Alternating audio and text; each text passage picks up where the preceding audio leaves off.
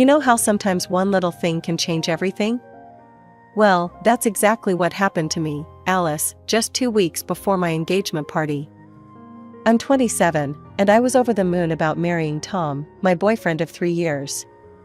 We'd been planning this shindig for months, and everything was falling into place. Then, bam, my mom called. Alice, cancel the engagement party, she barked into the phone. I nearly dropped my cell. What? Mom, are you kidding me? No jokes here.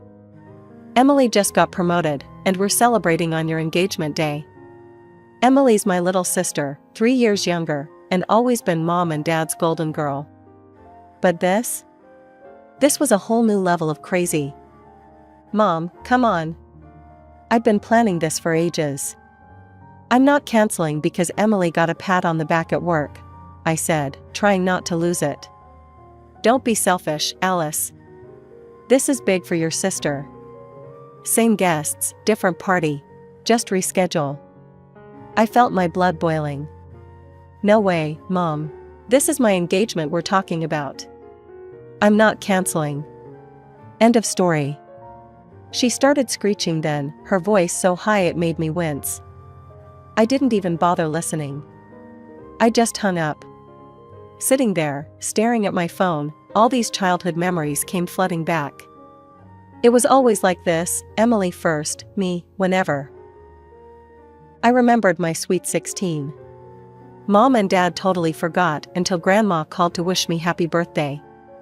They scrambled to throw together some lame celebration, a grocery store cake and a gift card. Talk about pathetic, especially compared to the 3-day bash they'd thrown for Emily's 13th just a few months earlier. That's when Tom walked in. One look at my face and he knew something was up. Alice, what's wrong? He asked, plopping down next to me. I spilled everything, the call, Mom's demands, the memories. He listened, his face getting darker with every word. That's bull, he said when I finished. We're not canceling anything. I nodded, so grateful for his support. I know. It's just, why can't they ever put me first? Just once. Because they're idiots, Tom said firmly. But I put you first. Always. I looked up at him, managing a small smile. I know. That's why I'm marrying you, dummy. We spent the rest of the night going over our plans, making sure everything was perfect. As I drifted off to sleep, I tried to push thoughts of my family out of my head. This was my time, my moment. I wasn't going to let them mess it up. The next morning, I woke up determined to forget about Mom's crazy call and focus on the party.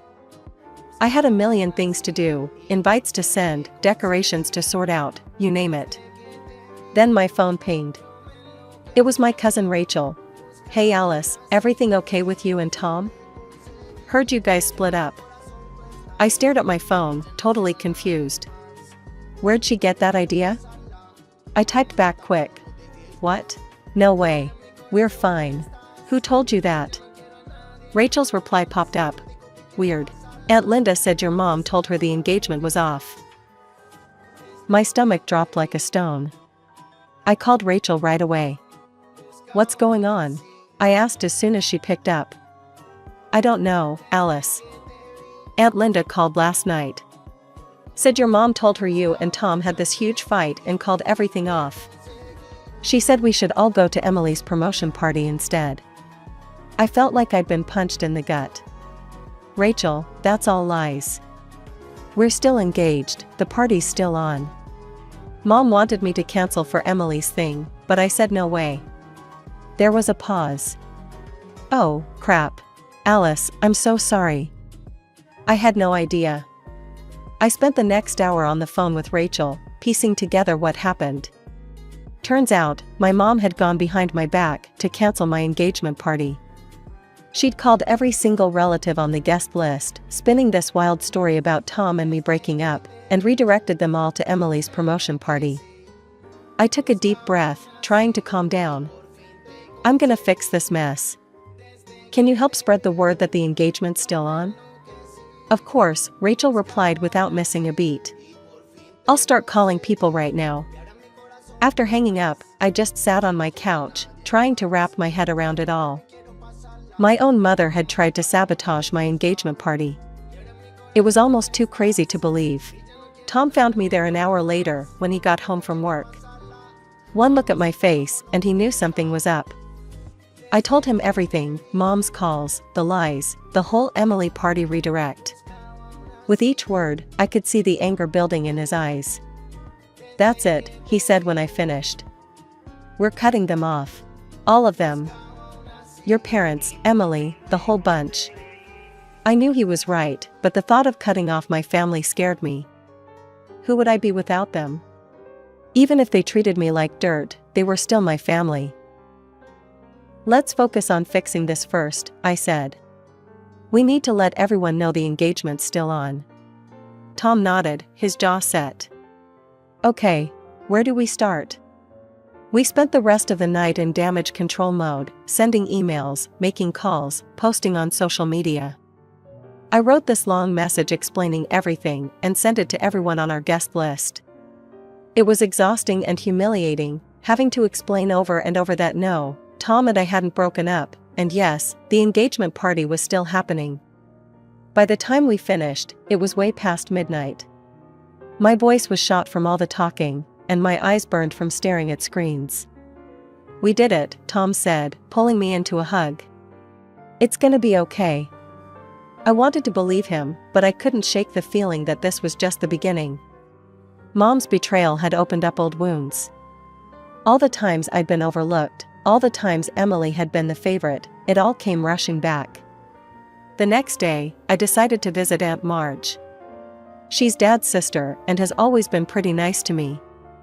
I figured I'd invite her to the engagement party in person and clear up any confusion. When I got to her place, I heard voices coming from the living room.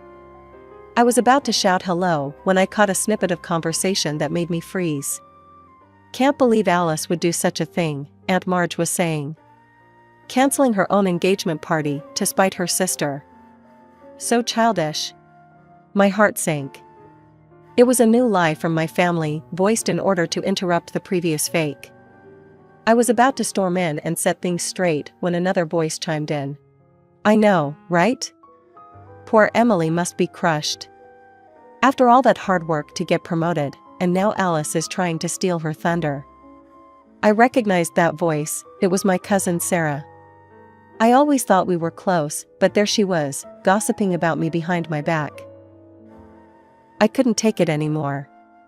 I stepped into the room. "Is that what you really think of me?" Both women jumped like they'd seen a ghost. Aunt Marge recovered first, plastering on a fake smile. "Alice, sweetie, we didn't hear you come in." "Obviously," I said, my voice ice cold. "I came to invite you to my engagement party, but seems like you've already made up your minds about me." Sarah at least had the decency to look ashamed. "Alice, we didn't mean." "Save it," I cut her off. "I want to know exactly what Mom told you." For the next hour, I listened as they spilled the beans on Mom's tall tale. According to her, I threw a fit when I heard about Emily's promotion, demanding she reschedule her celebration. When Emily said no, I supposedly canceled my own engagement party out of spite, saying I'd rather not get married at all than share the spotlight. It was something new, a new lie from my family. By the time they finished, I was shaking with anger. "None of that is true," I said, my voice trembling. "Mom called me and demanded I cancel my engagement party for Emily's celebration. I said no, and now she's spreading lies to sabotage me." I told them everything, the forgotten birthdays, the constant comparisons, years of feeling like I was never good enough. By the time I finished, both women were in tears. "Oh, Alice," Aunt Marge said, reaching for my hand. "We had no idea.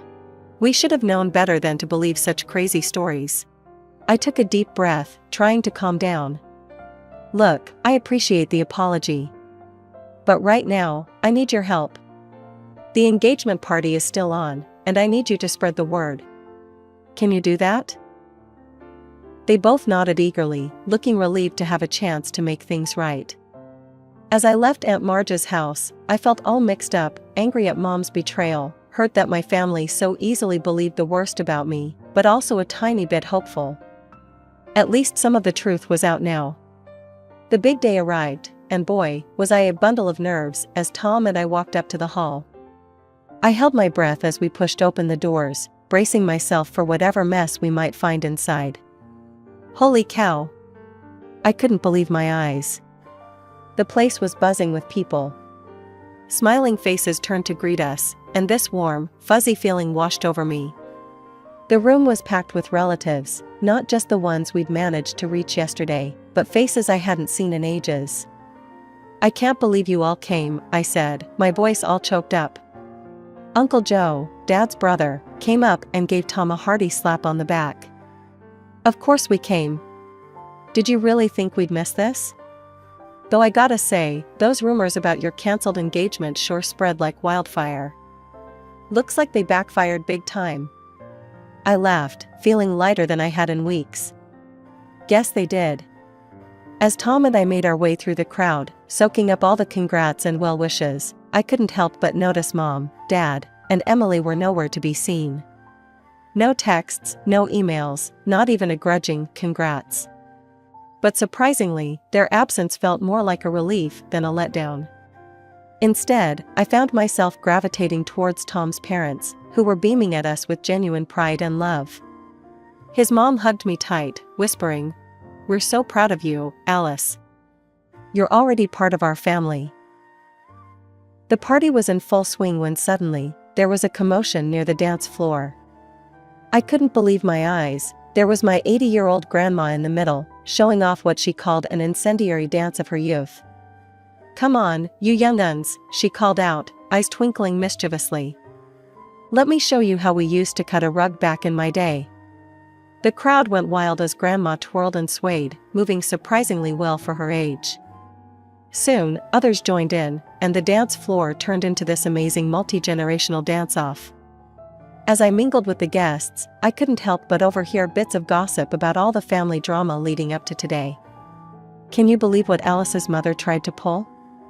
I heard Cousin Sarah say to another relative. "Trying to cancel her own daughter's engagement party for her other daughter's work thing? It's nuts." "I know," the other voice replied. "Poor Alice has always gotten the short end of the stick in that family. I'm glad she's finally standing up for herself." Instead of feeling embarrassed or upset by these chats, I felt validated. For once, my relatives were seeing the truth about my family dynamics, and they were on my side. As the night went on, I found myself feeling truly happy and celebrated, maybe for the first time ever. The absence of my immediate family, which I'd been so worried about, instead felt like this huge weight had been lifted off my shoulders. The day after our kick-ass engagement party, Tom and I were chilling on the couch, reliving the awesome moments from last night when my phone rang. My stomach did a flip when I saw it was Mom calling. Against my better judgment, I answered. "Hello? You ungrateful, nasty girl." Mom's voice screeched through the speaker. "How dare you?" I held the phone away from my ear, her angry rant clear even at arm's length. Tom looked at me, worried, but I shook my head, signaling I'd handle it. "Mom, what?" "Don't you mom me," she cut me off. "You've humiliated your sister." Only 3 people showed up to her party. 3. And they were just those nosy old aunts who'd show up to the opening of an envelope. I took a deep breath, trying to keep my cool. "I'm sorry you're disappointed, but..." "Disappointed?" "Emily is crushed. She cried all night. This was supposed to be her moment, and you ruined it with your selfishness." I felt my patience wearing thin. "Mom, I'd been planning my engagement party for months. Emily's promotion party was a last-minute thing, and she knew it clashed with my engagement. That's no excuse. Family comes first, Alice. But clearly, you wouldn't know anything about that." Before I could respond, she hung up on me. Immediately after the call, my phone buzzed with a text. It was from Emily. "Hope you're happy. You've ruined everything. I'll make you pay for this humiliation." I showed the message to Tom, who frowned. "She can't be serious." The next 2 weeks were quiet, and I started to think maybe the storm had blown over. But then, one afternoon, there was a surprise knock at our door. I opened it to find Tom's parents standing there, looking worried. "Mr. and Mrs. Thompson, what a surprise. Is everything okay?" They exchanged a glance before Mrs. Thompson spoke. "Alice, dear, can we come in? We need to talk to you about something." My heart sank as I showed them to the living room. Once we were all seated, Mr. Thompson cleared his throat. "Alice, we've heard some troubling rumors. There's been talk that you've been cheating on Tom." I felt like I'd been slapped. "What? That's ridiculous. I would never." "We know, dear," Mrs. Thompson interrupted gently. "We've known you for years. We don't believe it for a second." Relief washed over me, quickly followed by anger as I realized where these rumors probably came from. "It's my sister," I said, my voice shaking a bit. "She threatened to get back at me for ruining her promotion party. She must be spreading these lies." Mr. Thompson nodded grimly. "We figured as much. We wanted to come to you directly rather than let these rumors spread." As they left, promising to help squash any rumors they heard, I felt all mixed up inside. I was touched by the Thompsons' support and trust in me, but I was also furious at Emily. How could she stoop so low? A few days after the drama with Tom's parents, I got a call from Grandma. Her voice, usually so cheery, sounded worried. "Alice, sweetie," she started. "I've heard about all this mess with your parents and Emily. Don't you think it's time to bury the hatchet?" I sighed, feeling the weight of her expectations. "Grandma, it's not that easy. They've really hurt me." "I know, honey, but they're family. Surely there's a way to patch things up." I could hear the plea in her voice, and it tugged at my heartstrings. Grandma had always been there for me, even when the rest of my family wasn't. I hated disappointing her. "What do you think I should do?" I asked, already dreading the answer. "Why don't you try reaching out? Make a peace offering. Show them you're willing to mend fences." I closed my eyes, torn between my love for Grandma and my need to protect myself. After a long moment, I sighed. "Okay, Grandma. I'll try. For you." That evening, I stood on my parents' doorstep, heart pounding. As soon as I stepped inside, I knew this wasn't going to go well. Emily was there, her face like thunder. "So," she spat, "you think you can just waltz in here and throw me a pity party?" "That's not what I started," but she cut me off. "I don't need your handouts, Alice. Do you think that makes up for what you did? I should have had my party on your day. Then people would have actually shown up." I stared at her, shocked by the venom in her voice. "Emily, I'm trying to make things right." "Make things right?" she screeched. "You ruined everything. As usual, it's all about you." I looked to my parents, hoping for some support, but they just stood there, nodding along with Emily's tirade. "She's right, Alice," Mom said. "You've always been so selfish." I felt something snap inside me. Without a word, I turned and walked out, ignoring their calls behind me. I visited my grandma again. She greeted me with a hopeful smile. "How did it go, dear?" Instead of answering, I pulled out my phone. I recorded the conversation. "Grandma, I think you need to hear this." Her eyes widened in surprise, but she nodded. I hit play, and Emily's furious voice filled the room. As the recording played, I watched Grandma's face change from hope to shock, then to deep disappointment. When it finished, there was a long silence. Then, to my surprise, Grandma reached out and took my hand. "Oh, Alice," she said, her voice thick with emotion. "I'm so sorry. I had no idea it was this bad. I owe you an apology. I shouldn't have pushed you to reconcile." I felt tears prick my eyes. "It's okay, Grandma. You didn't know." She shook her head. "No, it's not okay. I should have believed you from the start. I wanted so badly for our family to be whole. We sat in silence for a while, both processing what had happened. Finally, Grandma spoke again. "Alice, dear, I want you to know something. Family isn't just about blood. It's about love, respect, and support. And from what I've seen and heard, Tom and his family give you that. Don't let anyone make you feel guilty for choosing your own happiness." The morning after my heart-to-heart with Grandma, I woke up to my phone buzzing like crazy. It was a barrage of angry texts from my parents. My heart sank as I read them, realizing Grandma must have spilled the beans about the recording. "How dare you record our private conversations?" Mom's message screamed. "You're nothing but a sneaky, ungrateful snitch." Dad's message wasn't any better. "I can't believe you'd stoop so low as to secretly record us and then play it for your grandmother. You betrayed this family for the last time." I felt like I'd been punched in the gut. Even when faced with proof of their own nasty behavior, they still found a way to make me the bad guy.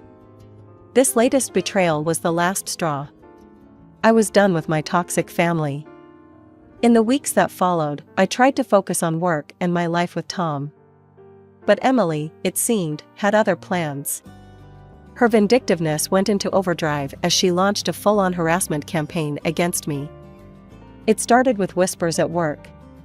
Colleagues would suddenly clam up when I walked into a room, only to start whispering again the moment I left. I soon found out Emily had been spreading nasty rumors about me, everything from calling me incompetent to telling outright lies about my personal life. Then came the anonymous messages on social media. Hateful comments popped up on my posts, each one nastier than the last. I couldn't prove it was Emily, but the tone and content left little doubt in my mind. But Emily's cruelty hit a new low when she tried to contact Tom. One evening, he came home looking troubled. "Alice, I got a weird call today," he said. "It was Emily. She tried to tell me you were cheating on me." I felt the blood drain from my face. "What? Tom, you know that's not true." He quickly reassured me. "Of course I know that." I shut her down right away. "But Alice, this is getting out of hand." I nodded, feeling a mix of anger and exhaustion.